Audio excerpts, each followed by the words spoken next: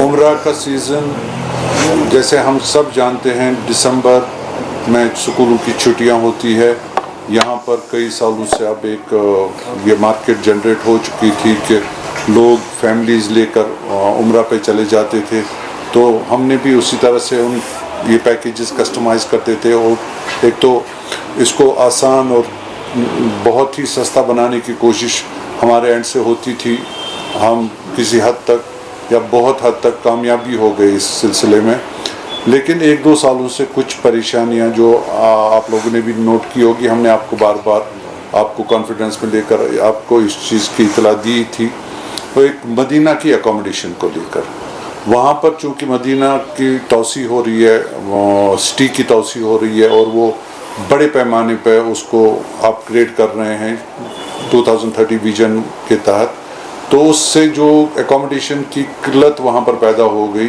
اگر وہاں پر کیپیسٹی 100% کی جو تھی وہ 40% رہ گئی. 60% اکوموڈیشن جو ہے ڈیمالش ہو گئی ہے اور اس میں ابھی ہم نے 5-8 سال ایسے ہی شاید گزارنے پڑیں گے یا کم سے کم 6 سال.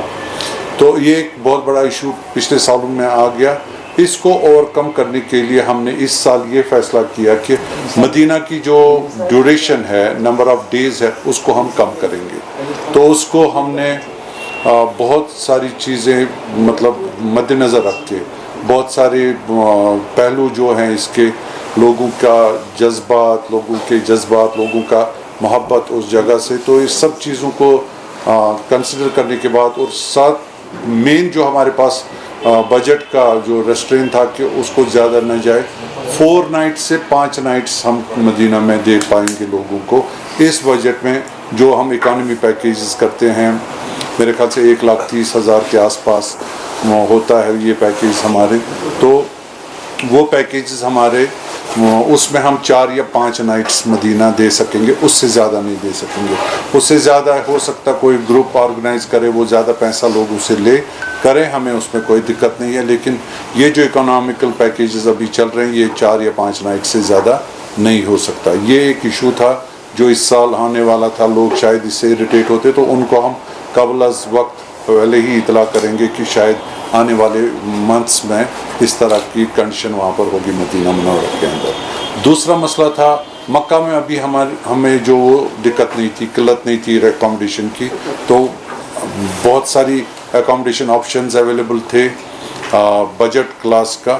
لیکن اس میں بھی اس سال ابھی آپ نے ریسنٹلی دیکھا ہوگا, نیوز رپورٹ آپ لوگوں کے پاس آئے ہوں گے کہ مسفلا ایک بہت بڑا ایریا ہے مکہ مکرمہ کا, اور جس مسفلا میں 60% اکوموڈیشن جو بجٹ کلاس اکوموڈیشن ہے وہ 60% اکوموڈیشن لوگوں کے لیے وہاں پر ہے, وہ ساری منہدم ہو چکی ہے, بند ہو چکی ہے. انہوں نے لائٹس, الیکٹرسٹی, واٹر سپلائیز سب چیز اس میں انہوں نے کاٹ دیا ہے.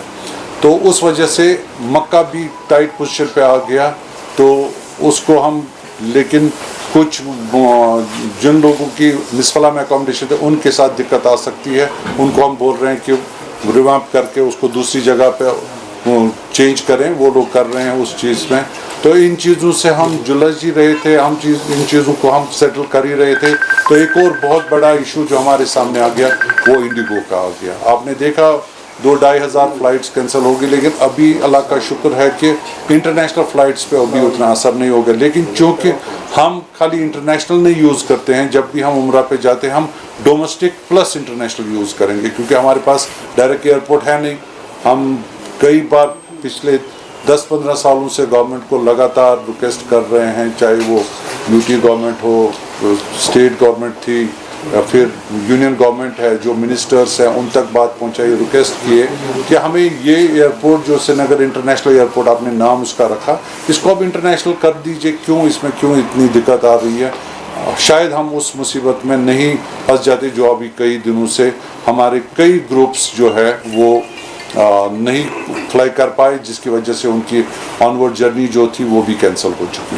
اس کینسلیشن سے کیا ہو گیا, جو بھی ہماری اکوموڈیشن ہے تو وہ اکوموڈیشن کینسل ہو گئی, اور کینسلیشن بالکل زیرو کینسلیشن ہے. یہ پیک سیزن ہے, دسمبر, جنوری, فیبروری, بہت ہی مہنگا پیریڈ ہے کیونکہ ڈیمانڈ بہت زیادہ ہے, پوری دنیا سے لوگ آتے ہیں موسم, ٹھنڈے موسم کی وجہ سے مکہ مکرمہ کے اندر. تو اس وجہ سے ہمیں بہت بڑا بھاری نقصان ہمیں اس انڈیگو کی وجہ سے اٹھانا پڑا. میں لوگوں سے اپیل کرنا چاہتا ہوں, جو بھی زائرین ہیں, جو بھی لوگ جاتے ہیں ان کے رشتہ داروں سے, آپ اس بات کو خدارہ سمجھ لیجئے کہ جب انڈیگو کی فلائٹ کینسل ہوتی ہے تو اس میں اس ایجنٹ کی کوئی دخل اندازی نہیں ہے, اس میں اس ایجنٹ کا کوئی بھی ایسا پلان نہیں ہے کہ اس نے یہ جان بوجھ کر کیا. کچھ ریلز آپ لوگوں نے بھی دیکھی ہوگی, بہت گالی گلوچ, بہت ہی بدتمیزی کے ساتھ ایجنٹ کے ساتھ پیش آنا, اس کو گھر والوں کو گالیاں دینا, یہ مطلب میرے خیال سے کسی بھی سوسائٹی کے لیے ٹھیک نہیں ہے, ہمارے لیے تو بالکل بھی ٹھیک نہیں ہے. تو میں لوگوں سے اپیل کروں کہ اس چیز کو سمجھ لیجئے, اور جب بھی فلائٹ کینسل ہوگی وہ فلائٹ کی طرف سے ہوگی, ہماری طرف سے نہیں ہوگی. ہم ایجنٹ ہیں, ہم کمیشن پہ ہمارا اپنا جو بھی روزگار ہے وہ کمیشن پہ چلا لیتے ہیں. ہم پرچیز کرتے ہیں, فلائٹس پرچیز کرتے ہیں, اکوموڈیشن پرچیز کرتے ہیں, اس میں کمیشن ہمارا ہوتا ہے. بس کمیشن کتنا 2%, 1%, 3%, اس سے زیادہ ہمارا اس پورے پیکیج پہ حق نہیں ہے. اب دیکھیے, جب آپ کی فلائٹ کینسل ہو گئی تو آپ کے اکوموڈیشن کا پیسہ بھی یہی ایجنٹ دے گا, یہی ایجنٹ کو نقصان ہوگا.